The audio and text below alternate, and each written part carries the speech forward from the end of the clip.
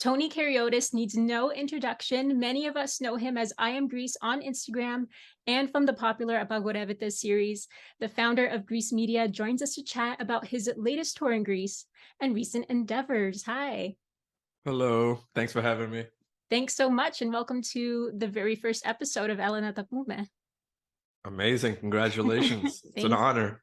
thank you very But much. in all seriousness, congratulations on the new show. Thank you very much.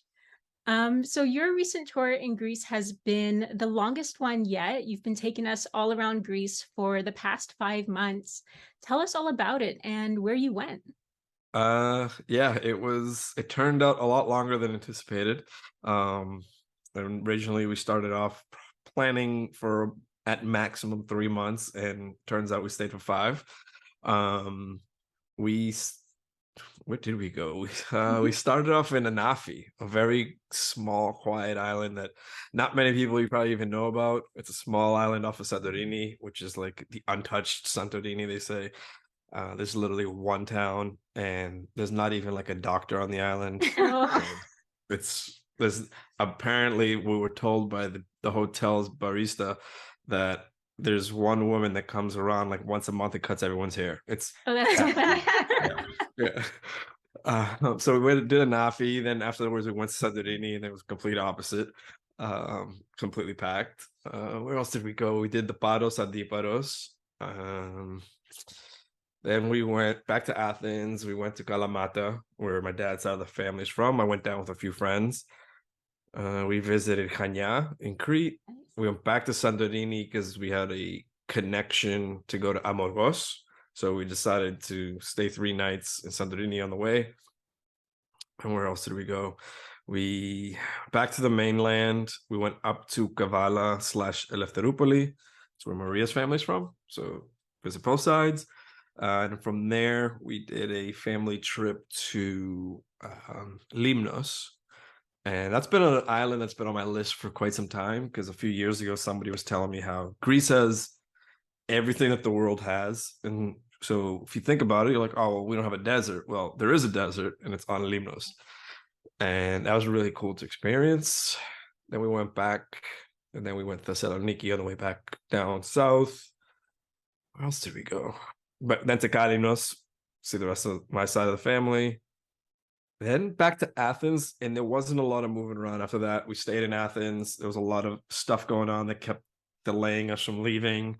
And that's mainly the whole tour. And of course, we've all enjoyed your Apagorevete series. And it's Thank gotten you. so popular and it's going strong. Did you ever expect it to get that big? Absolutely not. No, I had no idea when we first did. We did it strictly out of fun because somebody had yelled it at me so hard that I was just like, you know what, let's just have fun with this, because I just couldn't stop saying it after the way he just like demolished me with this massive about whatever.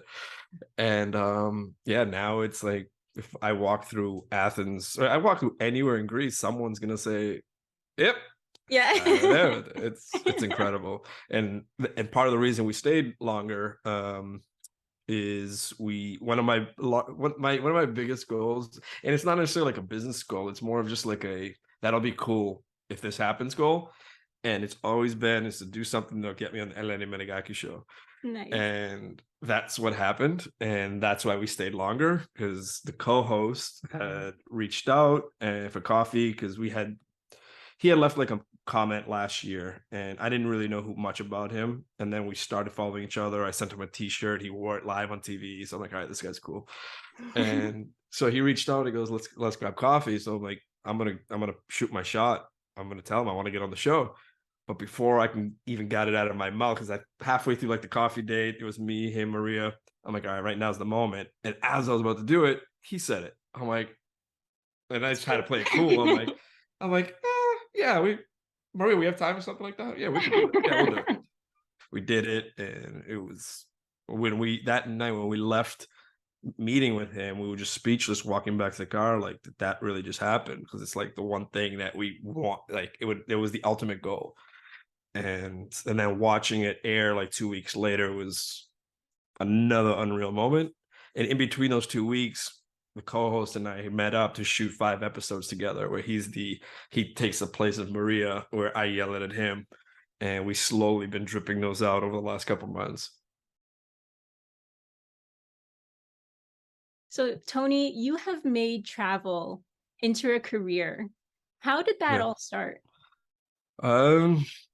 So probably like 5 years ago, maybe it's six, times just flying.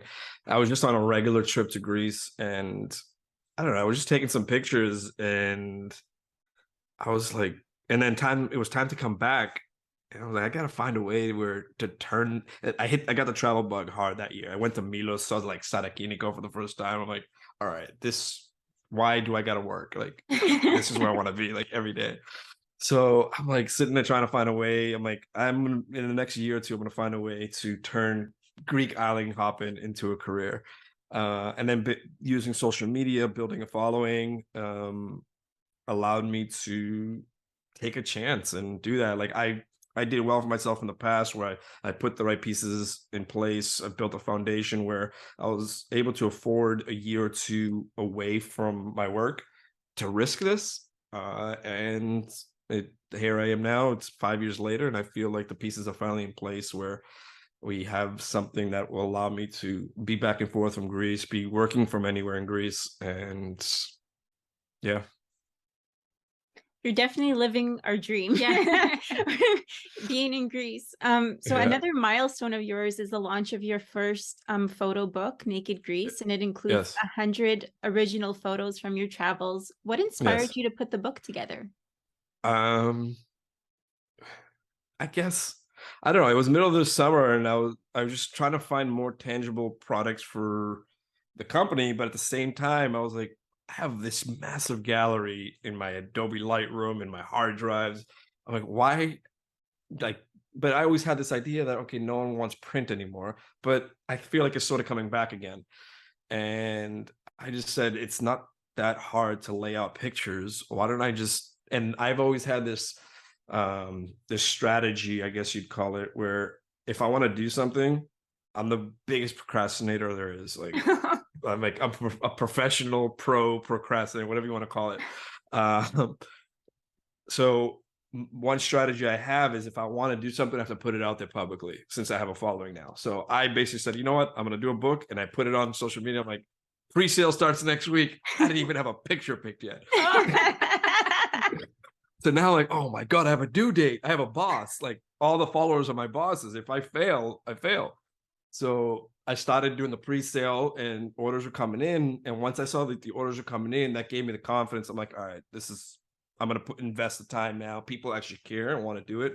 So I went through and just picked out like 120 of my favorite photos, trimmed them down to 110, trimmed them down to 100, ordered the sample, got the sample in, I approved it, got the shipment in, signed them all off for the pre-sale edition. So whoever pre-ordered got a signature copy plus a t-shirt and a digital copy.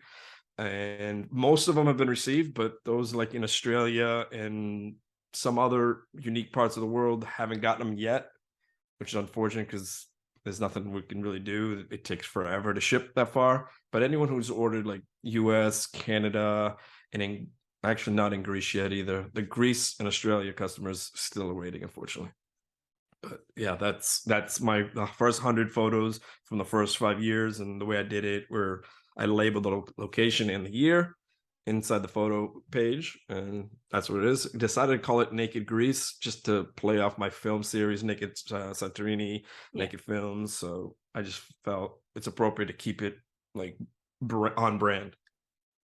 And Tony, in addition to content creation, you also provide other services, from everything Yes. from obtaining Greek citizenship to helping people navigate the digital nomad world. So tell Yes. us about what people can find at Greece Media. Sure. Anyone that's looking to obtain their Greek citizenship through Ancestry, we can provide a consultation that'll prepare them to apply. Same goes with the digital nomad visa, which is something that's still pretty new. It's something that I've even considered, but I never actually went through with mine. But it is a good strategy for some people that do have remote jobs. It is required that you do not work in Greece. You just have to have a job that's remote. There are a bunch of requirements that the government requires, but it doesn't cost a lot to apply. I think it's like $75. whereas getting a citizenship can cost a ton. Right.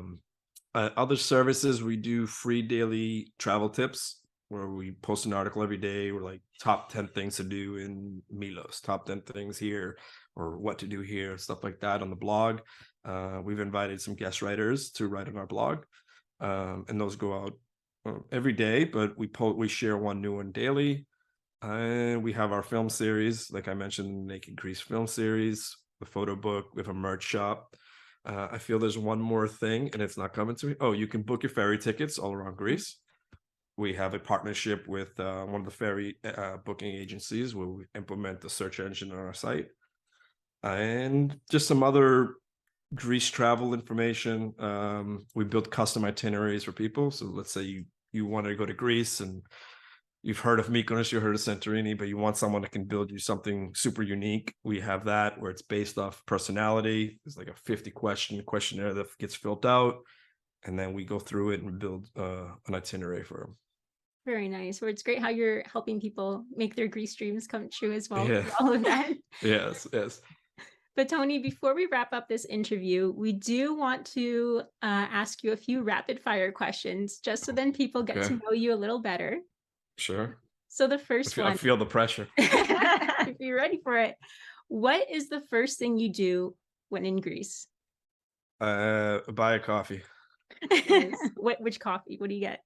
Alfredo espresso. Nice.